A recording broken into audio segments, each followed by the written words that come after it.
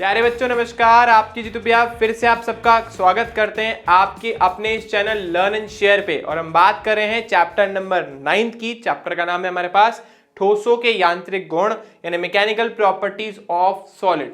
और ये है इसका चौथा पार्ट यानी इसका फाइनल पार्ट, क्योंकि इससे पहले जो 3 पार्ट थे उसमें हमने ऑलरेडी सारे चैप्टर की थ्योरी खत्म कर दी है। जैसा मैं आपको पहले बता चुका हूं कि ये चैप्टर बहुत ही ज्यादा स्कोरिंग है क्योंकि बहुत छोटा है। मोस्टली पार्ट इसका थ्योरी है, न्यूमेरिकल पार्ट थोड़ा सा कम है, लेकिन हाँ ज्यादा कैलकुलेटिव है, मतलब ज्यादा कैलकुलेशन करने वाला पार्ट है। ठीक है, फॉर्मूले वो 2-4 यूज होने वाले हैं हमारे पास। ठीक है, एक प्रतिबल का जो हमने पढ़ा था F/A, एक विकृति का ΔL/L, और एक जो अपन ने पढ़ा था जो हमारा प्रत्यास्थता गुणांक का जो हमारा फॉर्मूला था यानी प्रतिबल बटा विकृति। बस ये 3 फॉर्मूले अपने को इस चैप्टर में लर्न कर दें, बाकी कोई टेंशन वाला चैप्टर नहीं है। ठीक है, चलो तो आज का वीडियो स्टार्ट करते हैं जो कि पूरी तरीके से हमारे न्यूमेरिकल्स के ऊपर बेस्ड है। तो आज का हमारा गोल है एनसीईआरटी के न्यूमेरिकल करना। देखो बच्चों, पहले वाले जो चैप्टर्स थे उसमें मैंने एग्जाम्पल हमारे जो टॉपिक्स थे उनके बीच में ही कराए थे, लेकिन क्योंकि जैसे मैंने आपको बताया कि इसके न्यूमेरिकल जो है थोड़े लेंदी है तो हमने सारे न्यूमेरिकल एक ही पार्ट में डाल दिए। तो आज अपन एग्जाम्पल्स भी करेंगे और बैठ के कुछ सिलेक्टेड क्वेश्चंस करेंगे। ठीक है, जो एग्जाम के पॉइंट ऑफ व्यू से ज्यादा इंपॉर्टेंट है। ठीक है, चलो तो स्टार्ट करते हैं सबसे पहले न्यूमेरिकल से। आपका सबसे पहला एग्जाम्पल आप लोग आराम से रीड करिए पॉज करके। ठीक है, तो आई गेस सबने रीड वीड कर लिया होगा। मैं एक बार रीड कर देता हूं आप लोगों के लिए क्वेश्चन। उदाहरण संख्या 9.1 क्या बोल रहा है? एक संरचनात्मक इस्पात की छड़ की त्रिज्या 10 मिलीमीटर है तथा लंबाई 1 मीटर। तो मतलब एक इस्पात यानी स्टील की रॉड है हमारे पास जिसकी जो त्रिज्या है वो कितनी है? 10 मिलीमीटर और उसकी लंबाई है 1 मीटर। अब इसके ऊपर हमने 100 किलो न्यूटन, के एन का मतलब हो गया किलो न्यूटन का बल लगाया, जिससे और किस दिशा में? उसकी लंबाई की दिशा में, जैसा कि हम करते हैं यंग प्रत्यास्थता गुणांक वाले पार्ट में। तो इसके अंदर हमें सबसे पहले निकालना है प्रतिबल क्या होगा, विस्तार मतलब कितनी लंबाई में वृद्धि हुई, और उसके बाद विकृति की अपने को गणना करनी है। यंग प्रत्यास्थता गुणांक क्वेश्चन में अपने को गिवन है वो है 2 × 10⁻11।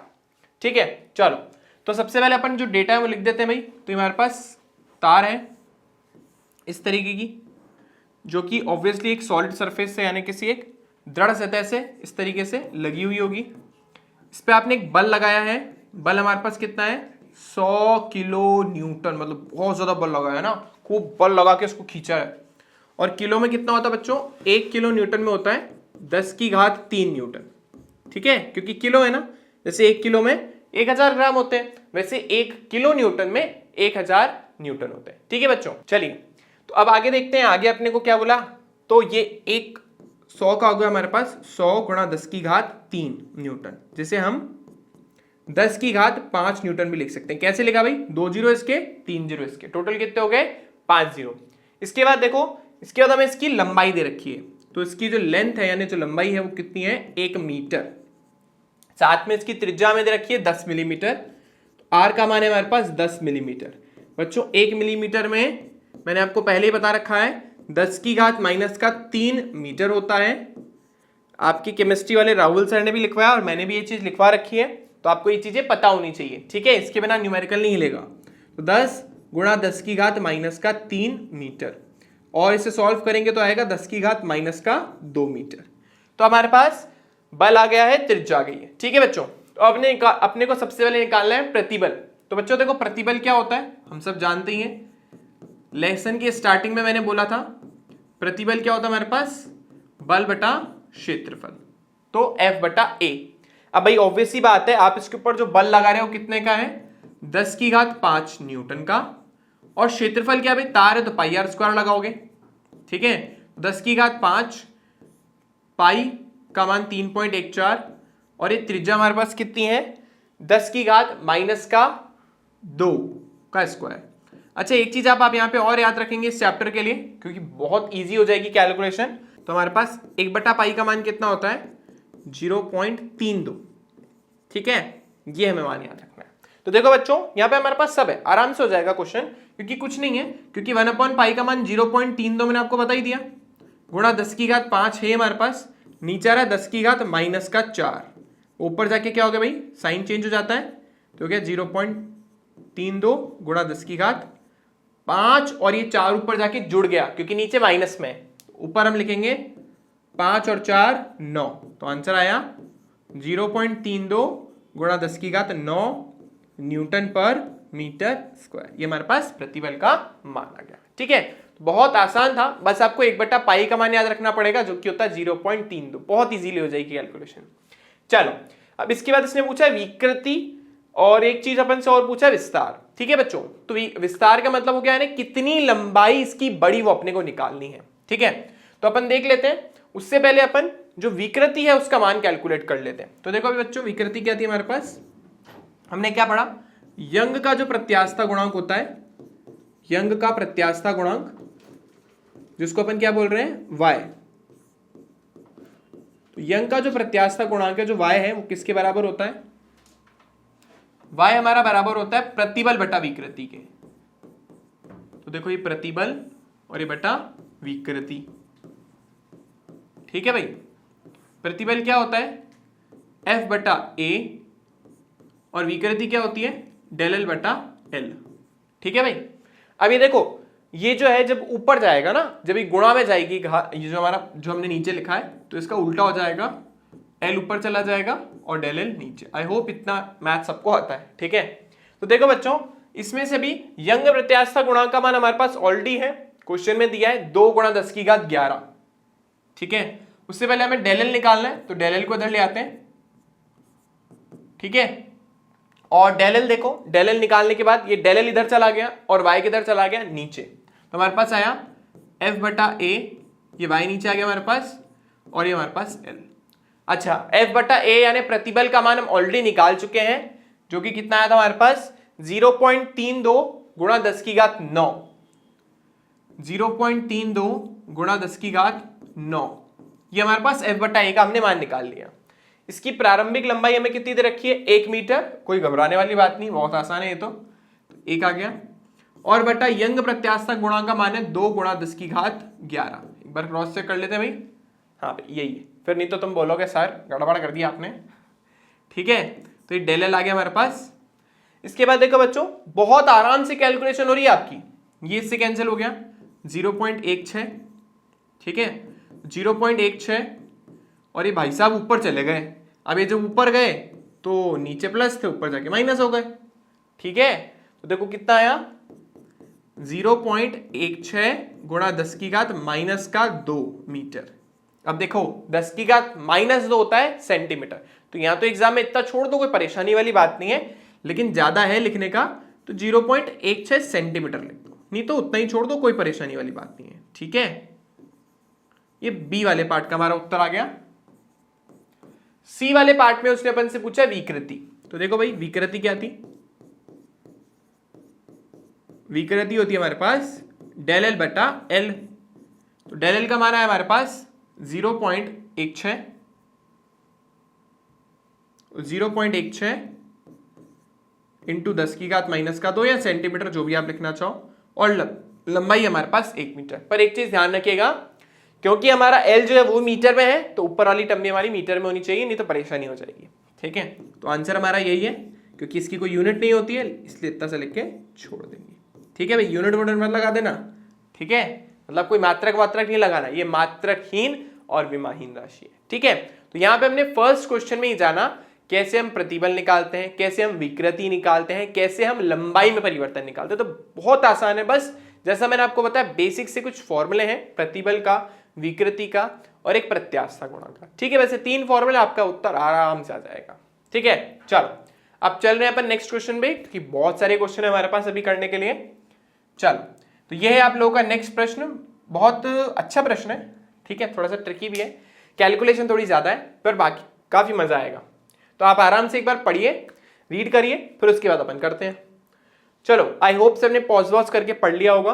तो क्वेश्चन क्या हमारे पास, तांबे का एक 2.2 मीटर लंबा तार तथा इस्पात का 1.6 मीटर लंबा तार, जिनमें दोनों के व्यास 3 मिलीमीटर हैं, सिरे से एक दूसरे से जुड़े हुए हैं, मतलब एक कॉमन सिरे से जुड़े हुए हैं।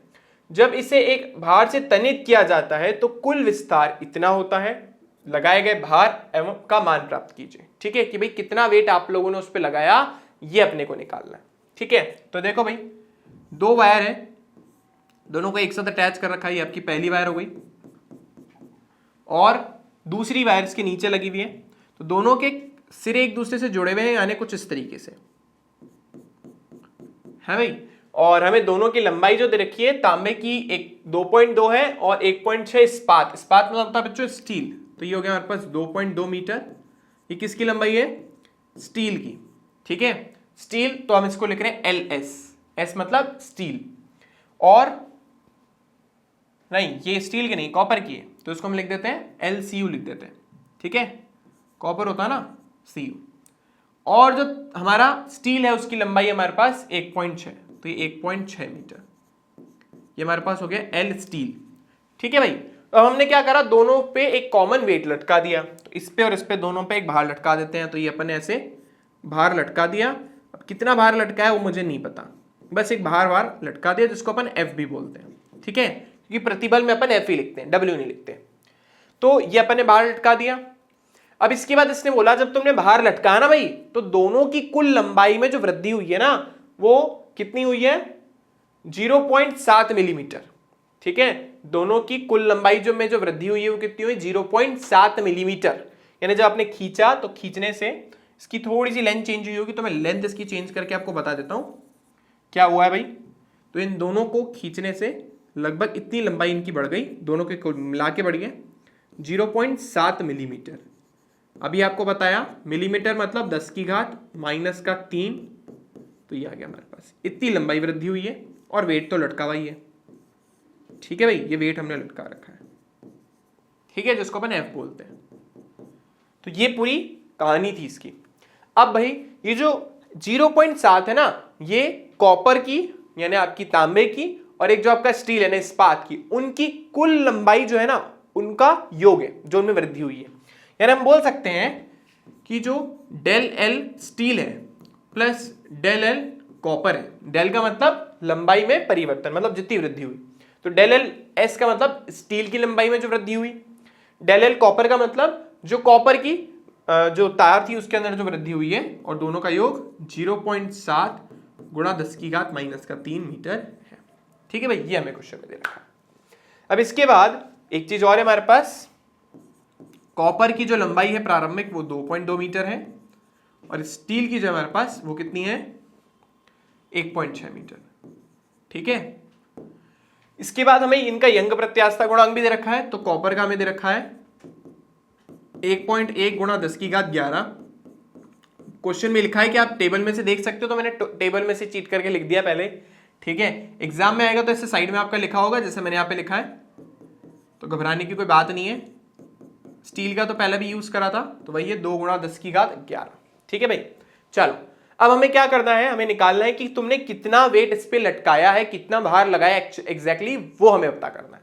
तो उससे पहले मुझे पता करना पड़ेगा कि इनकी लंबाई में इंडिविजुअली वृद्धि कितनी हुई है, ठीक है भाई। कॉपर की लंबाई कितनी बढ़ी और स्टील की लंबाई कितनी बढ़ी, वो तो पता होना चाहिए ना, तो पहले अपन वो निकालेंगे। देखो अगर मैं कॉपर के लिए यंग प्रत्यास्थता गुणांक निकालूं तो क्या हो जाएगा? F बटा A बटा डेल एल अपॉन एल। अब ध्यान से सुनेंगे, साफ साफ क्वेश्चन में लिखा है कि दोनों के व्यास 3 मिलीमीटर हैं, मतलब दोनों का क्षेत्रफल भी सेम, दोनों पे सेम भार लगा हुआ है, इसका मतलब दोनों के लिए बल का मान भी सेम। तो अलग अलग क्या है? इनकी लंबाई में परिवर्तन और प्रारंभिक लंबाई। इसलिए मैं नीचे सबस्क्रिप्ट के अंदर जब मैं कॉपर लिख रहा हूं तो डेल एल के साथ लिख रहा हूं मैं Cu, और एल के साथ में लिख रहा हूं Cu।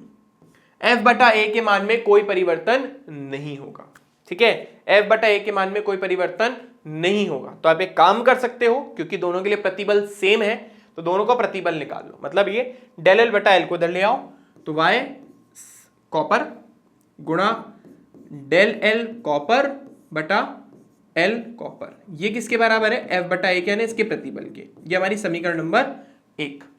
ऐसे जब आप स्टील के लिए निकालोगे तो भी आप सेम लिखोगे, YS गुणा del L S upon L S, ये भी किसके बराबर होगा? F बटा A के, क्योंकि दोनों के लिए प्रतिबल का मान समान है।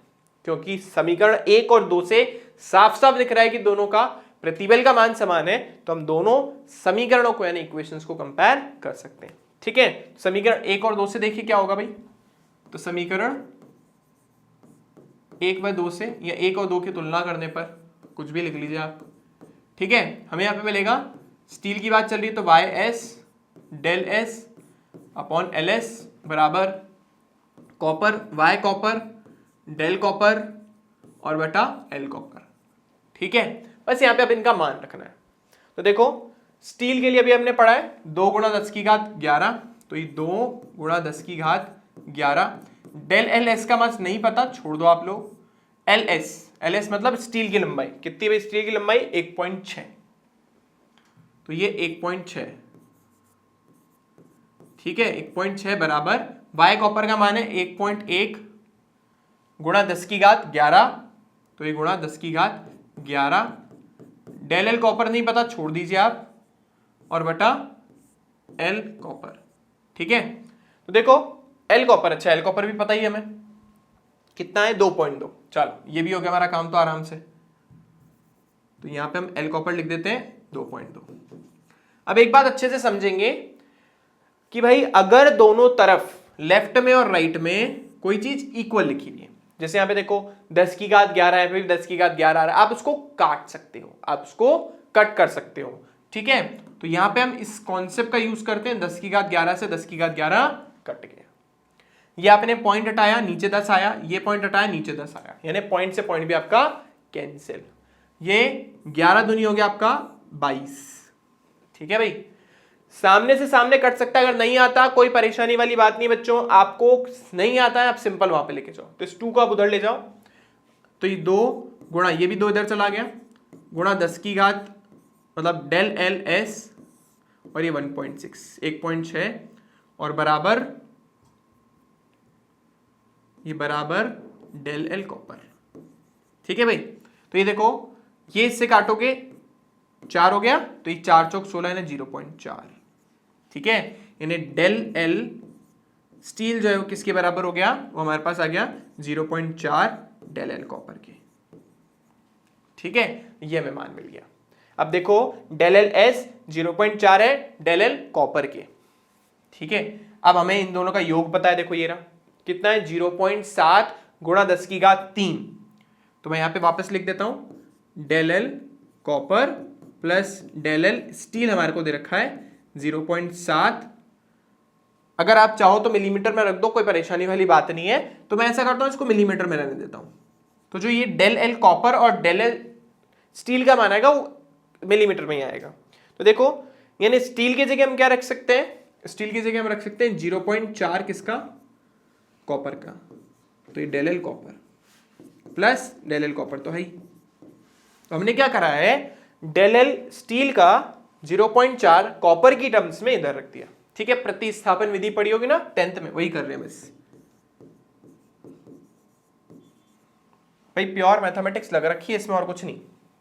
देखो अब देखो यहां पे कुछ नहीं, तो हम मान के चल लेते बने, तो यहां पे लिखा 1 डेल एल कॉपर और 0.4 डेल एल कॉपर। आप चाहो तो डेल एल कॉपर कॉमन ले लो आप, अंदर कितना बचेगा, अंदर बचेगा 1 प्लस 0.4 बराबर 0.7 मिलीमीटर। देखो कितनी आसानी से मेरे को वैल्यू दिख रही है साफ साफ, 0.5 आएगी। ठीक है, तो ये 1.4 हो गया और ये डेल एल कॉपर बराबर 0.7 मिलीमीटर। फिर इसके बाद हम इसे यहां सॉल्व कर लेते हैं, तो देखो डेल एल कॉपर किसके बराबर आया हमारे पास, वो आया 0.7 बटा 1.4 मिलीमीटर, पॉइंट से पॉइंट गया, 7 दूनी 14, तो डेल एल कॉपर किसके बराबर आया 1/2 का मतलब 0.5 मिलीमीटर। तो डेल एल स्टील कितना आ जाएगा, डेल एल स्टील आ जाएगा हमारे पास, ये दोनों का योग पॉइंट से आता है 1.5 निकला, दूसरा 0.2 गया। लेकिन क्वेश्चन में ये एक्चुअली नहीं पूछा गया था, क्वेश्चन में क्या पूछा गया था, क्या पूछा था भाई कि लगाए गए भार का मान कितना है, भाई वेट कितना लगाया ये बताओ तुम, तो हमें किसी चीज से मतलब नहीं है, ये बता दो वेट कितना लगाया। तो ये आपका होमवर्क है, मैं आपको बता देता हूं कैसे करना है। आप कोई भी एक ले लीजिए, आपको चाहिए तो आप स्टील ले लो, है ना, आपको चाहिए तो कॉपर ले लो, तो समीकरण 1 या 2 में से आप कोई सी भी यूज कर सकते हो, ये कंप्लीटली आपके ऊपर है। एफ का मान अपने को यहां से निकालना है। ठीक है, डेल वाई सी कॉपर हमें दे रखा है, डेल एल कॉपर हमने निकाल लिया, एल कॉपर हमें पता है, एफ का मान निकालो, और ए क्या भाई तार है उसकी त्रिज्या, तो पाई आर स्क्वायर, तो ये वहां पे गुणा हो जाएगा। तो हमें यहां से एफ का मान मिल जाएगा। ये आपका होमवर्क है, आपको करना है, आपको एफ यहां से निकालना है। ठीक है भाई, कई बच्चे बोलते हैं सर होमवर्क दे दिया करो, है ना सर, वीडियो के बाद में एक प्रॉब्लम दे दिया करो है भाई करने के लिए। तो ये आपको करना है, यह वाला पार्ट आपका होमवर्क है। मैंने आपको बता दिया कैसे करना है, आप जरूरी नहीं उस इक्वेशन में डालो, आप इस इक्वेशन में भी डाल सकते हो, आप कंप्लीटली फ्री हो, क्योंकि एफ और ए का मान दोनों के लिए सेम है। ठीक है, चलो फिर हम आगे चल रहे हैं। नेक्स्ट प्रश्न अगेन एक एनसीईआरटी का प्रॉब्लम है। 9.3 प्रॉब्लम हमने छोड़ी है, क्योंकि 9.3 प्रॉब्लम थोड़ी सी अटपटी है, मतलब इतनी इंपॉर्टेंट नहीं है, तो हमने उस प्रॉब्लम को भी स्किप कर दिया। ठीक है, हम 9.4 पे आ रहे हैं सीधा। तो ये क्वेश्चन आप आराम से रीड कर लीजिए पॉज करके एक बार, और इसके ऊपर फिर अपन देखते हैं कैसे होगा ये। चलो, आई होप सबने पॉज वॉज करके देख लिया होगा। तो उदाहरण संख्या 9.4 के हमारे पास शीशे के 50 सेंटीमीटर भुजा के एक वर्गाकार स्लैब जिसकी मोटाई 10 सेंटीमीटर है की पतली फलक पर 9 गुणा 10 की घात 4 न्यूटन का एक अपरूपक बल, अब जैसे उसने बोल दिया ना अपरूपक, याद कर लो डेल एस बटा एल, बल लगाते हैं। दूसरा पतला फलक फर्श से रिवेट मतलब उससे चिपका हुआ है ना, ऊपरी फलक पर को कितना विस्थापित किया जाएगा। तो आपके पास शीशे का एक क्या है, एक समझ लीजिए एक ब्लॉक है, ठीक है ना, घन के आकार का टुकड़ा है। और डायग्राम मैं आपको बता देता हूँ, एनसीईआरटी वालों ने दे रखा है, मैंने यहाँ पे नहीं बनाया क्योंकि हम खुद से बनाएंगे। एग्जाम में जरूरी नहीं आपको डायग्राम बना हुआ मिले, तो आपको खुद का कॉमन सेंस लगाना पड़ेगा। ठीक है, कुछ इस तरीके की कहानी है। तो ये आपको नीचे से इसने बिल्कुल क्या कर दिया है, नीचे से ब्लॉक कर दिया है, मतलब ये नीचे से हिल नहीं सकता। ठीक है, नीचे से चिपक गया। तो आपने क्या करा, आपको बोला है कि शीशे के 50 सेंटीमीटर के एक वर्गाकार स्लैब जिसकी मोटाई 10 सेंटीमीटर है कि पतली फलक पर इतना अपरूपक बल लगाया जाता है। ठीक है, तो यानी हमें उसकी जो भुजा दे रखी है, क्योंकि ये वर्ग है, इसने इसके बारे में बोला कि वर्ग है, और इस वर्ग की भुजा कितनी, मैं डायग्राम थोड़ा बड़ा बना देता हूं ताकि आपको क्लियर दिखे। तो इस तरीके का है हमारे पास वर्ग, है ना, ऊपर तो वर्ग है, तो ऊपर जो है हमें वो तो दे रखा 50 सेंटीमीटर, यानी ये भी 50 सेंटीमीटर है, ऊपर तो वर्ग है, और ये भी 50 सेंटीमीटर है। और जो इसकी ऊंचाई है ना, क्योंकि इसने मोटाई के लिए बोल रहा है, तो मोटाई का मतलब यही है 10 सेंटीमीटर है। ठीक है, और आपने क्या करा, यहां से बल लगाया, यहां से फिक्स्ड है, ये इस वाले पार्ट से फिक्स्ड है। और आप सबको पता है फिजिक्स में जो भी चीज फिक्स होती है उसके लिए हम क्या करते हैं, उसके लिए हम इस तरीके से लाइनें ड्रॉ कर देते हैं, इसका मतलब यहां से ये फिक्स है। आपने इस तरीके से बल लगाया। ठीक है, बल कितना लगाया, ये लगाया आपने 9 गुणा 10 की घात 4, और आपसे पूछ रहा है ऊपर वाला भाग कितना विस्थापित हो जाएगा। अब हम जानते हैं जब अपन बल लगाते हैं तो बल लगाने की वजह से कुछ ऐसा हो जाता है, कुछ इस तरीके की कहानी हो जाती है। भाई ये आपका ब्लॉक है, और बल लगाने से ही कुछ इस तरीके से इधर की डायरेक्शन में, है ना, कुछ ऐसा हो जाता है। आई होप सबको याद होगा, हमने पढ़ा था। ये जो कोण बनता है फाई या फिर थीटा, ये हम जानते हैं। ठीक है, और इसके साथ साथ ये वाला जो है हमारे पास, ये क्या होता है, डेल एक्स, और ये हमारे पास एल। तो हमारे पास फाई किसके इक्वल आ जाता है, ये तो क्या हमारे पास डेल एक्स, और इसको हम बोल रहे हैं एल। फाई किसके इक्वल आ जाता है, डेल एक्स बटा एल। मैंने डिटेल में बता रखा है पुराने लेसन में, जिसने नहीं देखा वहां से देख लेना। और हमें साथ के साथ जी, यानी हमें अपरूपण प्रत्यास्था गुणांक का मान भी पता है, यानी ये तो और अच्छा हो गया।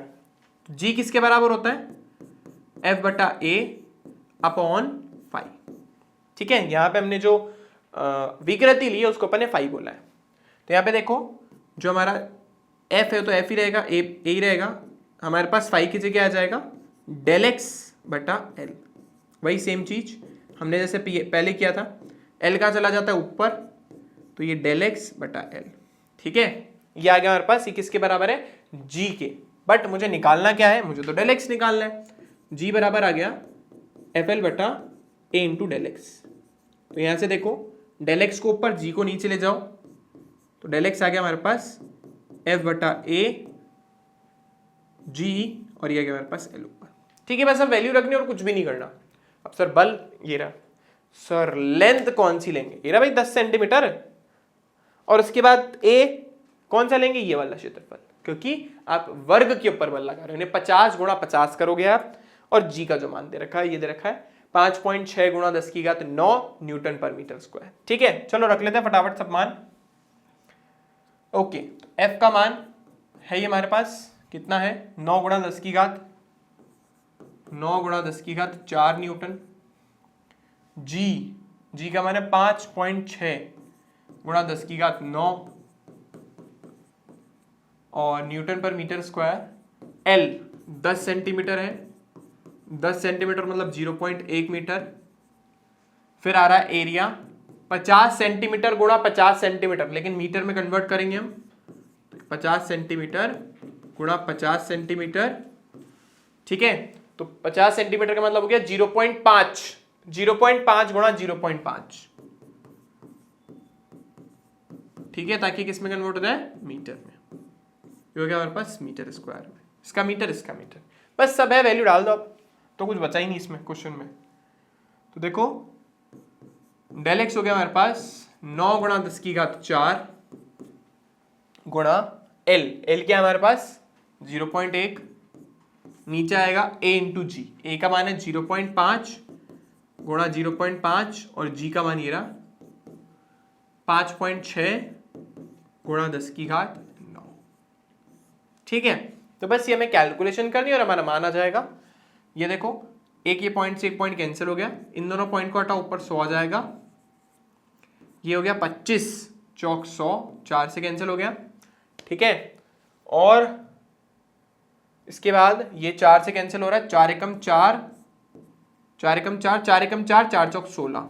यहाँ पे हमारे पास आ रहा है डेल एक्स बराबर 9/14 और ये गुणा 10⁴ है भाई, ये रहा एक और एक ये रहा, और कुछ 10⁻ में नहीं है।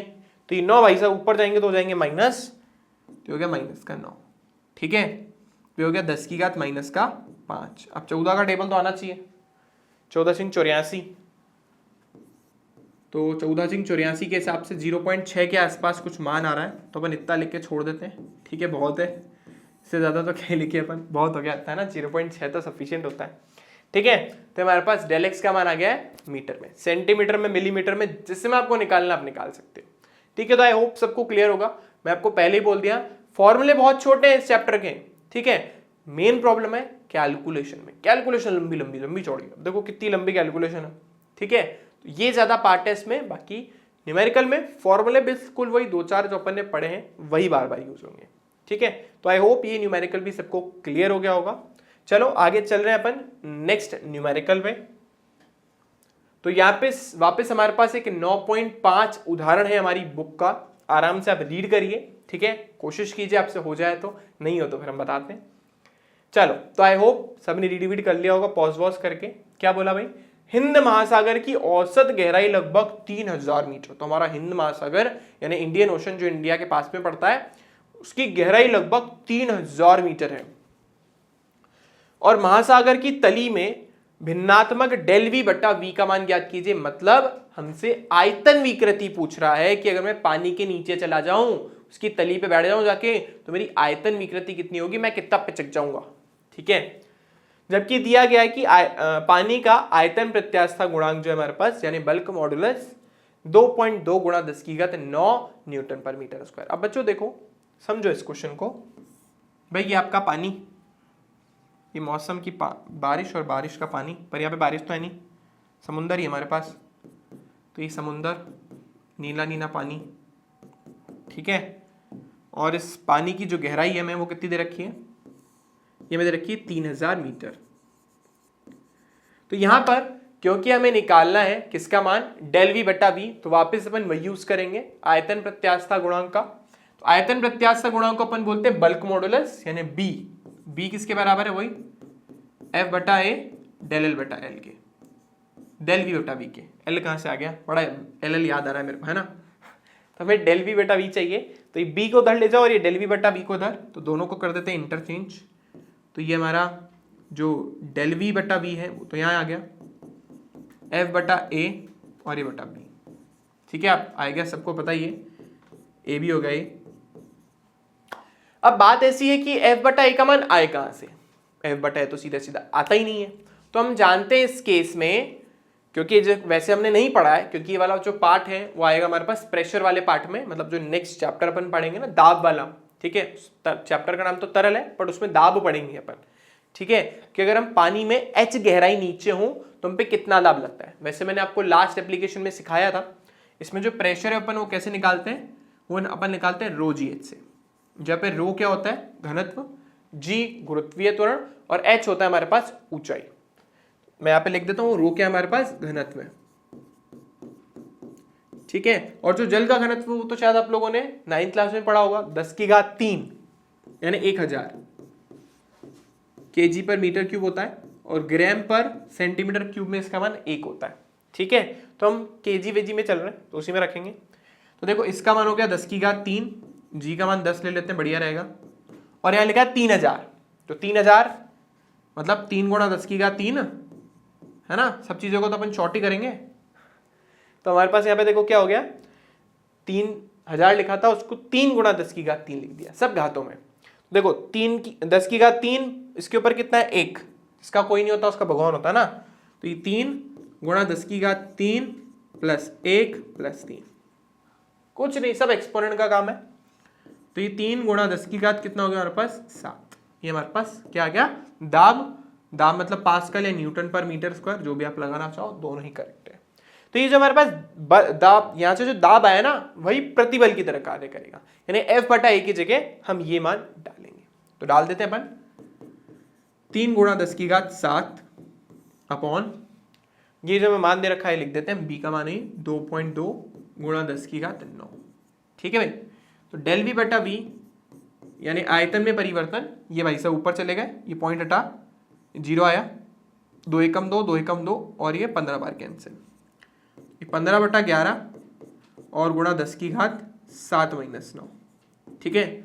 सॉल्व करोगे तो आएगा 10⁻−2, लेकिन पहले 11 से 15 को काट लेते हैं। तो देखो 11 एकम 11 है ना भाई, बचा कितना, 4, 4 का हो गया 40, 11 तिया हो गया 33, यहां तक छोड़ोगे तो भी चलेगा, लेकिन एक डिजिट और निकाल लो, ठीक है। तो उसके बाद बचा हमारे पास 7, 33 बार कैंसिल हुआ ना, 40 में से 33 गया तो 7 का हो गया 70, तो 11 छिंग हो गया 66, और गुणा 10⁻−2। जिन बच्चों को डायरेक्ट नहीं आता वो आराम से तसल्ली से जैसे डिवीजन करते हो वैसे कर लेना, ठीक है। कोई यूनिट वूनिट नहीं लगानी है इसकी, क्योंकि डेल V बटा V का कोई भी मात्रक नहीं होता, वो अपन से आयतन विकृति पूछ रहा है, और वो मात्रकहीन और विमाहीन राशि है। तो आई होप क्वेश्चन सबको समझ आ गया होगा। कभी महासागर हो, उसकी तली में बैठे हो, तो आपकी आयतन विकृति कितनी होगी, इतनी आयतन विकृति हो जाएगी आपकी, ठीक है। अगर आपको एक्चुअल आयतन निकालना कितना कम होगा, तो V जो दे रखा है उससे गुणा कर दो, इतना आपका आयतन कम हो जाएगा, ठीक है। तो आई होप सबको ये न्यूमेरिकल भी समझ आ गया होगा, ठीक है। चलो अब चलने अपन आगे। तो हमने तीनों का एक एक क्वेश्चन देख लिया, तीनों का एक, उसका हमारे यंग प्रत्यास्थ गुणांक 2 देख लिए, एक भी नहीं, उसने तो चीटिंग कर लिया हमारे साथ, ठीक है। एक अपन ने आयतन प्रत्यास्थ गुणांक का भी देख लिया, और एक अपरूपण प्रत्यास्थ गुणांक का भी देख लिया। तो तीनों के अपन ने एक एक क्वेश्चन यंग के 2 देखे, तो सबके एक एक एटलीस्ट हमें क्वेश्चन देख लिया। तो अब हम बैक के क्वेश्चन जो है वो कर पाएंगे। तो हमारा बैक का सबसे पहला प्रश्न आप लोगों के सामने है, और आप आराम से पॉज कीजिए, ट्राई कीजिए, ठीक है, खुद से, फिर आप देखिएगा आगे वीडियो को। चलो, तो आई होप सबने ट्राई व्राई करा होगा। तो क्या बोल रहा है हमारे को 9.1 जो बैक का क्वेश्चन है वो, कि 4.7 मीटर लंबा और 3 गुणा 10⁻5 मीटर स्क्वायर अनुप्रस्थ का क्षेत्रफल के स्टील के तार तथा 3.5 मीटर लंबे और 4 गुणा 10⁻5 मीटर स्क्वायर अनुप्रस्थ का क्षेत्रफल के तार के दिए गए परिमाण के भारों को लटकाने पर उनकी लंबाइयों में समान वृद्धि होती है, जब इनकी यंग प्रत्यास्थ गुणांकों का अनुपात क्या होगा। तो क्वेश्चन ये है कि भाई हमारे पास 2 अलग अलग वायर हैं, वापस वही स्टील और कॉपर की कहानी चल रही है, बार बार स्टील कॉपर घुमा रहे हैं लोग, ठीक है। तो एक तरफ स्टील का वायर है, एक तरफ कॉपर का वायर है, दोनों की लंबाई और अनुप्रस्थ का क्षेत्रफल अलग अलग है, ठीक है। चलो डायग्राम से फील कर लेते हैं, ऐसा करते हैं। एक तरफ तुम्हारे पास कॉपर है, एक तरफ तुम्हारे पास स्टील है, व्हाइट कलर का बना देता हूँ, स्टील होता तो नहीं वैसे, पर हाँ ठीक है, थोड़ा सा फील लेने के लिए बना लेते हैं। और कॉपर, थोड़ा सा कॉपर के कलर का बना लेते हैं, तो ये दूसरा कॉपर है। और कौन बड़ा भाई, हाँ कॉपर का वायर लंबा है, थोड़ा कॉपर के वायर को लंबा बना देते हैं। अरे ऐसा कोई है ना फॉर्मेलिटी है जिसमें ना, मैं तो सिर्फ आपको समझाने के लिए कर रहा हूँ, एग्जाम में मत करते बैठना। तो स्टील जो है ये हमारे पास कितना लंबा है, 4.7 मीटर। तो ये 4.7 मीटर लंबा तो है स्टील का वायर, जिसका अनुप्रस्थ काट क्षेत्रफल कितना है, स्टील का अनुप्रस्थ काट क्षेत्रफल AS लिख देते क्योंकि स्टील है, और ये LS लिख देते क्योंकि स्टील है। कितना है, 3 गुणा 10 की घात 5। तो ये 3 गुणा 10 की घात 5 मीटर स्क्वायर। तो हमारी स्टील की बात तो खत्म हो गई। और ये कॉपर जो है, कॉपर जैसा दिख तो नहीं रहा है, ठीक है, कॉपर तो तांबा ही है, तांबे का कलर ही है, वैसा तो है नहीं अब, पर ठीक है चला लेना काम। तो इसकी लंबाई जो है वो कितनी दे रखी है, 3.5 मीटर। तो ये हमारे पास हो गया कॉपर। और इसका जो अनुप्रस्थ काट क्षेत्रफल है ए कॉपर, वो कितना दे रखा हमें, 4 गुणा 10 की घात 5 माइनस का, ये इसका क्षेत्रफल है। ठीक है भाई, 2 चीजें हमें पता है। अब क्या बोला भाई, दोनों पे सेम भार लटकाए हैं, और लटकाने के बाद दोनों की लंबाइयां भी सेम ही बढ़ी, यानी इस पे भी सेम वेट लटकाया तुमने, इस पे भी सेम वेट लटकाया, दोनों की लंबाइयां जो है वो सेम बढ़ी। यानी इस पे भी जब तुमने बाहर लटकाया तो बाहर लटकाने के बाद इसमें भी सेम लेंथ बढ़ी है भाई। ये हमारे पास इसकी लंबाई और इसकी लंबाई, दोनों की लंबाई बिल्कुल एग्जैक्टली सेम बढ़ी है। कलर वलर करके मैं आपको बता देता हूं थोड़ा सा, ठीक है। तो ये जो हरे हरे कलर में आपको दिख रहा है, इतनी दोनों की लंबाइयां बढ़ी है।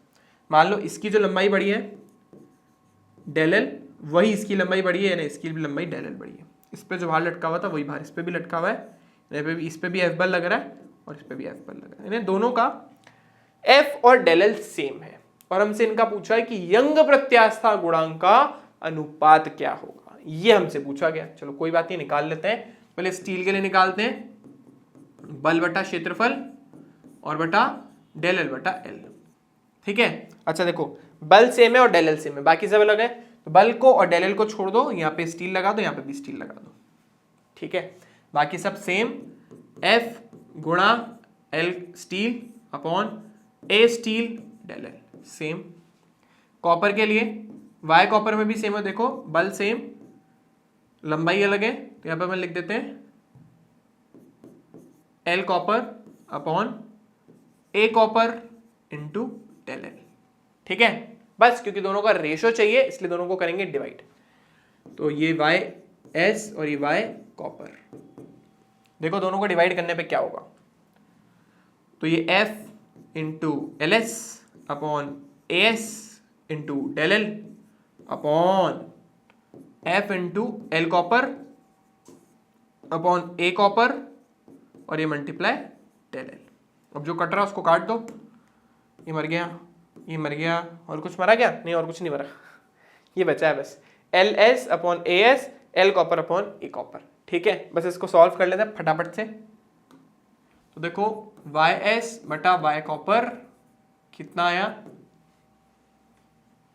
ये देखो एल बटा ए एस तो एज इट इज रहेगा, तो ये एल एस बटा ए एस, ये तो एज इट इज रहा। इसके बाद देखो एल कॉपर इधर रहेगा और ये ए कॉपर उधर चला जाएगा, एल कॉपर नीचे और ए कॉपर ऊपर। बस इसमें कुछ नहीं करना, सिर्फ वैल्यू रखनी है और आपका आंसर आ जाएगा। तो एल स्टील हमारे को दे रखा है 4.7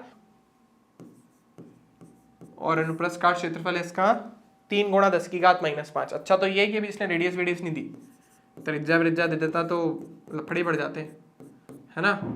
और इसकी लंबाई कितनी है 3.5 और 4 गुणा 10 की घात -5, तो 3.5 और ये 4 गुणा 10 की घात -5, ठीक है। तो ये इससे मर गया भाई, मर गया, और ये इससे गया और कुछ कैंसिल हो नहीं रहा है, तो इन दोनों को गुणा कर दो बस, और कुछ नहीं करना है। तो इससे गुणा करा, देखो 4 7 28, 2 हासिल आया, 4 चौक 16 और 1 कितना हो गया 18, और नीचे आ गया हमारे पास 3 पंजे 15, 3 तिया 9 और 1 10, तो लगभग 188 बटा 105 आ रहा है। इसको लगभग आप सॉल्व करोगे तो आपको आपकी बुक में मान मिलेगा लगभग 1.5 बटा 1, ठीक है ना। इसको 100 मान लो, इसको 180 मान लो, हो जाएगा लगभग।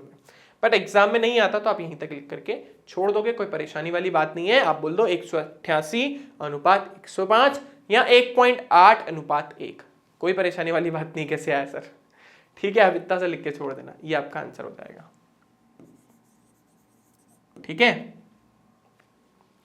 तो आई होप यहां तक सबको क्लियर हो गया होगा। चलो अब चलते हैं अपन नेक्स्ट क्वेश्चन पे, नेक्स्ट एग्जाम्पल पे। इस बार थोड़ी राहत देने के लिए आपको इजी एग्जाम्पल है। हाँ, इस बार इजी एग्जाम्पल है यार। ठीक है, इतनी देर से क्वेश्चन कर करके पक गए अपन। तो इस बार एक छोटा सा आसान सा प्रश्न है। ऐसे क्वेश्चन एग्जाम में आने के बहुतायत में चांसेस हैं। ठीक है, तो देखो क्या है भाई, नीचे दिए गए चित्र 9.11 में, ये चित्र मैंने आपके लिए पहले डाल दिया है बहुत अच्छा सा जूम वूम करके। किसी दिए गए पदार्थ के लिए प्रतिबल विकृति वक्र है, ये आपकी प्रतिबल है और ये आपकी विकृति दे रखी है उसके कॉरस्पॉन्डिंग। तो यंग प्रत्यास्थता गुणांक, अब भाई यंग प्रत्यास्थता गुणांक कैसे निकालते हैं? कुछ नहीं यार, इसका स्लोप यानी इसकी ढाल हमें यंग प्रत्यास्थता गुणांक देगी, यानी ये। ठीक है, तो ये थीटा हो गया हमारे पास, इससे हमारा यंग प्रत्यास्थता गुणांक निकल आएगा। तो वो क्या होता है? प्रतिबल बटा विकृति। यहां पे भी अपन वही करने वाले हैं, तो इसका अपन ढाल निकालेंगे। अब ढाल के अंदर पॉइंट कौन सा लें? देखो भाई, सबसे अच्छा, सबसे न्यारा, सबसे प्यारा हिंदुस्तान हमारा, ऐसा नहीं है, पॉइंट लेंगे सबसे अच्छा पॉइंट ये रहा। ठीक है, सही सी वैल्यू यहां से दिख रही है अपन को। तो देखो, एक तो सीधी सीधी वैल्यू ये रही, ये विकृति की और इसके कॉरस्पॉन्डिंग प्रतिबल की। ठीक है, बस ये वाली ले लेते हैं। 150, अब ध्यान से देखिएगा, 150 गुणा 10⁶ भी लिखना है। जो ब्रैकेट में लिखा होता है ना उसको भी देख लेना, तो मार्क्स डिडक्ट हो जाएंगे, मतलब कट जाएंगे। तो 150 गुणा 10⁶ और नीचे कितना आ रहा है? 0.002। पॉइंट हटाया, 1 2 3 यानी 10⁻3। इसको इससे काटा, 150 को 2 से काटने तो आता है 75। y का मान आ गया 75 गुणा 6 और 3 कितना हो गया? 9, 10⁹ न्यूटन पर मीटर स्क्वायर। ये लो, आराम से हमारा आंसर हो गया।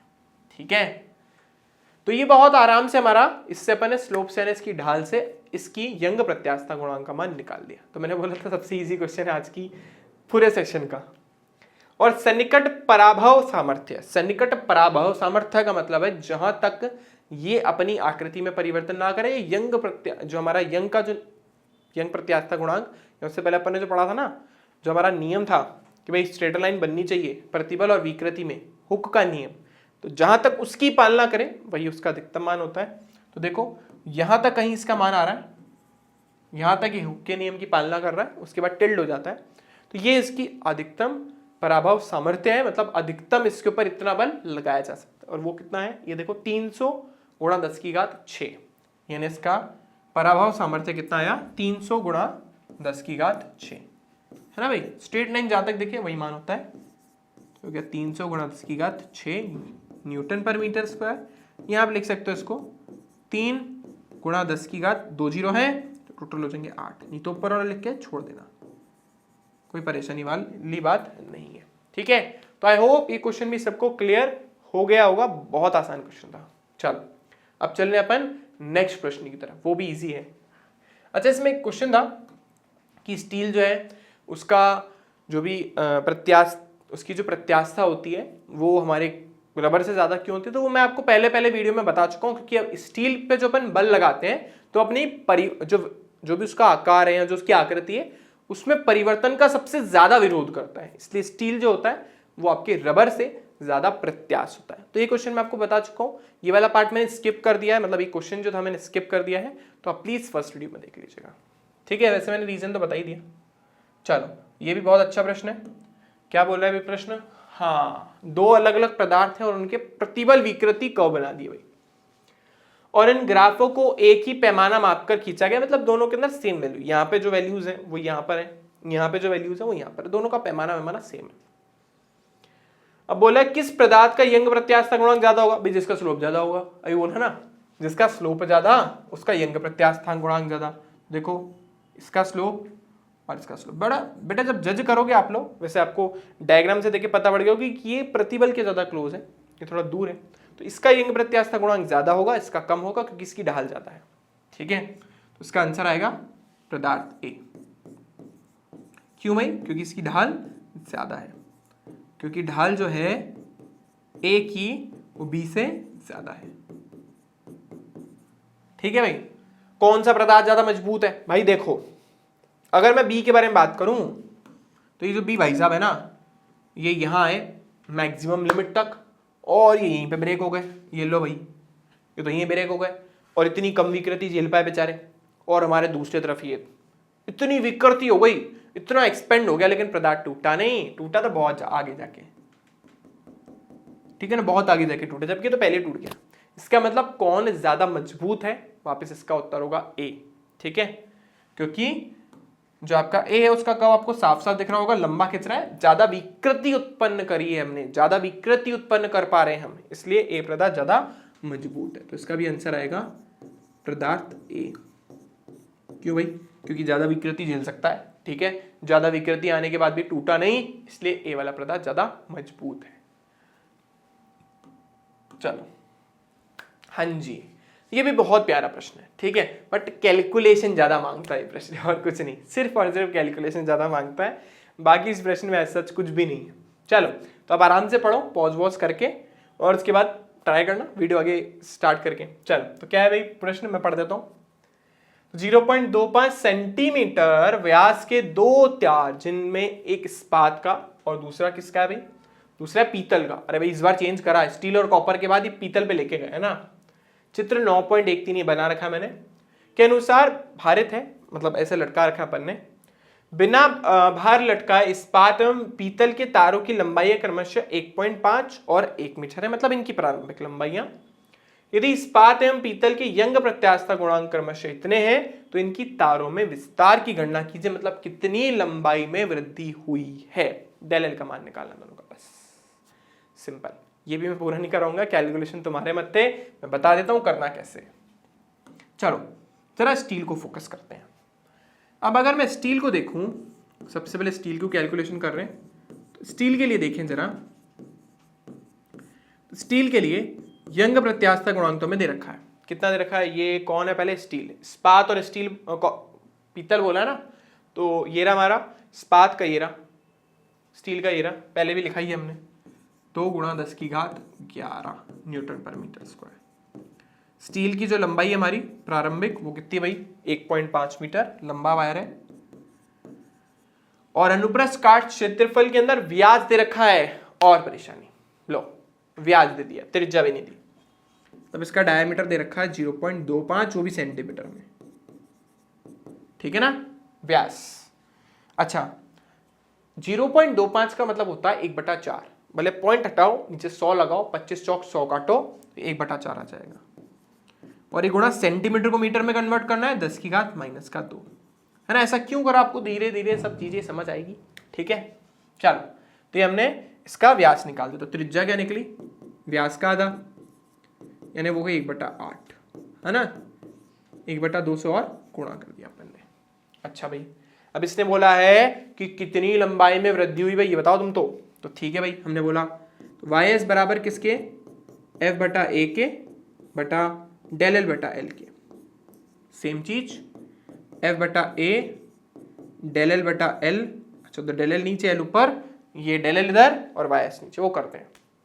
बात ये है कि इस पे बल कितना लग रहा है। तो भाई देखो, अगर आप स्टील को कंसिडर करोगे ना, सिर्फ स्टील की वायर को, तो भाई एक तो ये 4 किलो का वेट और एक 6 किलो का वेट, दोनों मिलकर इसको खींच रहे हैं, यानी दोनों ने इसके ऊपर बल लगाया है। दोनों भाई लटके ना, भाई वायर है, आपने इसे बाहर लटकाया पहला, फिर दूसरी वायर लटकाई, फिर उसके ऊपर बाहर लटकाया, बेचारी पहली वायर को तो दोनों झेलना पड़ रहा है, ये 4 किलो वाला भी और 6 किलो वाला भी, यानी इस पे लगने वाला जो बल होगा वो कितने के बराबर होगा? चलो पीछे बना लेते हैं इसका डायग्राम अच्छे से, साफ सुथरा, नीट एंड क्लीन, है ना। तो देखो, जो हमारा स्टील का जो भी वेट है उसको कितना झेलना पड़ रहा है? 4 और 6, तो ये 4 है और ये 6, तो स्टील पे जो वेट लग रहा है वो mg के बराबर है। इसमें m कितना लेंगे? 4 + 6 यानी 10, और g लेंगे 9.8, तो आंसर आएगा 98 न्यूटन। इतना भार झेलना पड़ रहा है बेचारे हमारे स्टील को। ठीक है, तो डेल एल कितना आया स्टील के लिए? देखो पीछे निकाल ही चुके हैं अपन, बस YS को नीचे और डेल एल को ऊपर। तो हमारे पास FL बटा a इंटू वाई। तो बल कितना लग रहा है 98, प्रारंभिक लंबाई 1.5, क्षेत्रफल पाई आर स्क्वायर, आर का मान 1/8 गुणा 10 की घात माइनस का, तो अभी मजा आएगा देखो आप। और वाई का मान, वाई कितना भी स्टील के लिए 2 गुणा 10 की घात 11, तो 2 गुणा 10 की घात 11। अभी देखो ये कैलकुलेशन मैं कर रहा हूं, दूसरी तुम करोगे। चलो देखो, तो देखो अभी बताया तो मैं, अच्छा चलो पाई का मान भी बताया था ना आपको याद करने के लिए, 1/पाई का क्या बोला था 0.32 सर, याद हो गया सर, कोई नहीं हम यूज करेंगे। तो देखो 98 98 1.5, 1/पाई का मान कितना आया भाई 0.32 सर, हाँ जी। अभी आया ये 2, चलो 2 को इससे काट ही देते हैं, तो ये 49 टाइम यानी 49 टाइम कैंसिल हो गया, तो यहां मैं 49 ही लिख देता हूं, है ना। पाई का मान आ ही गया। अब ध्यान से देखो 1/8 का स्क्वायर करेंगे, 10 की घात -2 का स्क्वायर करेंगे और लिख देंगे। अब 1/8 का स्क्वायर 1/64 और ये गुणा 10 की घात -4, ये भाई साहब को ऊपर ले जाओ आप, ऊपर चला गया। अब ये कैलकुलेशन करनी है आप लोगों को, ठीक है, तो ये मैं छोड़ रहा हूं आप लोगों के मत्थे, ये आपको करनी है, और जो आंसर आएगा वो किस में आएगा, मीटर में आएगा, मैं आपको बता देता हूं, ठीक है। डू इट योरसेल्फ, अपने आप करें। अच्छा, ऐसे जब मैं पीतल के लिए निकालूंगा ना, तो पीतल में सिर्फ एक छोटी सी चीज चेंज आएगी, पीतल में जो भार लगेगा, क्योंकि देखो पीतल की भार तो यहीं पर ही है, तो जो उस पर भार लगेगा ना फिर वो 6 किलो वाला लगेगा। यानी जब मैं पीतल के लिए लिखूंगा, पीतल के लिए जो F का मान है वो आप सिर्फ कितना लोगे 6 गुणा 9.8। अच्छा 9.8 से ज्यादा परेशानी है आप 10 ले लो, क्योंकि क्वेश्चन में कहीं मेंशन नहीं किया हुआ है, तो आप 10 ले लो, कोई परेशानी वाली बात नहीं है, ठीक है। तो यहां से इसका बल आएगा, फॉर्मूला वही बिल्कुल, ये कॉपी यूज करना है, ठीक है। बल आपको पता ही है ना, और L का मान हमें दे रखा है क्वेश्चन में, L 1 है, कितना है भाई, हाँ 1 ही है।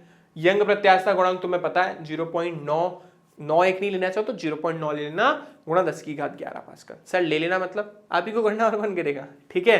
तो ये आपका होमवर्क है, डू इट योरसेल्फ। तो एक और होमवर्क आपका, ये वाला पार्ट आपका होमवर्क है, बिल्कुल इसी का भाई है, क्योंकि मैंने बल आपको बता ही दिया, ठीक है। तो आई होप सबको ये वाला क्वेश्चन भी अच्छे से क्लियर हो गया होगा, दिमाग में फिट हो गया होगा, ठीक है। चलो अब चलते हैं आज की लास्ट प्रॉब्लम पे, ये आज आपकी लास्ट प्रॉब्लम है आज की, ठीक है। इसके बाद आज का सेशन अपन ओवर करेंगे, तो फटाफट से आप लोग रीड कर लो, ठीक है, और फील व्हील ले लो, और इसके बाद मैं आपको बताऊंगा। चलो, तो आई होप सबने रीड कर लिया होगा। तो क्या है, एल्यूमिनियम के किसी घन के किनारे 10 सेंटीमीटर, मतलब एक क्यूब व्यूब लिया हुआ है 10 सेंटीमीटर उसकी एजेस है, और इसकी एक फलक को किसी ऊर्ध्वाधर दीवार से कसकर जड़ दिया जाता है। अब भाई ऊर्ध्वाधर दीवार का मतलब ऐसे हुआ कि दीवार ऐसी है, और किसी इसके एक फलक का मतलब हुआ भाई कि कुछ ऐसी कहानी है,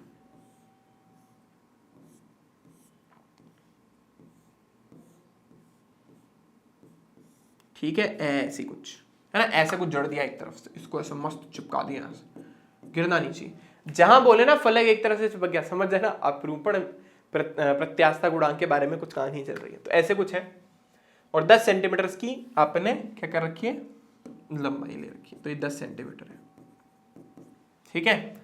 इसके बाद क्या बोला भाई इसने, इस घन के सम्मुख फलकों से, सम्मुख मतलब इसके सामने वाला, जो जड़ा है ना उसके सामने वाला फलक जो है, उस पर 100 किलो द्रव्यमान का एक वेट आपने लटका दिया, यानी इस वाली सरफेस से आपने इधर की तरफ 100 किलो द्रव्यमान की कोई वस्तु लगा दी। 100 किलो का मतलब हो गया बेटा, अगर मैं जी का मान 10 लूं तो 1000 न्यूटन का इस पे बल लग रहा है mg से, ठीक है ना। अब तो सब इतने सयाने हुए गए होंगे कि 1000 कैसे निकला हो, पता है सबको, mg से 100 m का मान है और g का मान 10, तो 1000 न्यूटन का बल लग रहा है, दिख गया, वही अपरूपण विकृति की बात आ गई ना। एल्यूमिनियम का अपरूपण गुणांक कितना है, अच्छा ये जो जीपीए लिखा है गीगा है, इसका मतलब, तो इसका मतलब हो गया 10 की घात 9, है ना, पास्कल। तो ये हमें किसका मान दे रखा है, इसने दे रखा है अपरूपण विकृति, ठीक है। और हमने अपरूपण विकृति को किससे लिखा था भाई, अपरूपण विकृति जो हमारे एनसीईआरटी वालों ने लिखी है, उन्होंने इसको जी से लिखा है, तो हम इसको जी से ही लिखेंगे, ये हमें दे रखा है। इस ऊर्ध्वाधर फलक का विस्थापन कितना होगा, बिल्कुल कॉपी है भाई क्वेश्चन, पहले भी करा था। जी किसके बराबर, F बटा ए डेल एक्स बटा एल, वही पूछ रहा है डेल एक्स, जैसे पहले पूछा था एग्जाम्पल में। चलो एग्जाम्पल साथ के साथ कराने का कुछ तो बेनिफिट निकला है। तो देखो वही डेल एक्स इधर जी इधर, तो डेल एक्स किसके बराबर आ गया, F बटा ए के गुणा जी और ए गुणा एल। ठीक है, F कितना लग रहा है 1000 न्यूटन का सर, L का मान 0.1 क्योंकि सेंटीमीटर में, L कितना हमारे पास 10 सेंटीमीटर या 0.1 मीटर, तो हो गया 0.1। एरिया इस बार तो क्यूब है, कोई टेंशन नहीं लेनी, तो 0.1 का वर्ग और जी का मान 25 और गुणा 10 की घात 9। अभी करनी है अपने को कैलकुलेशन इजी, तो ये 0.1 इससे गया।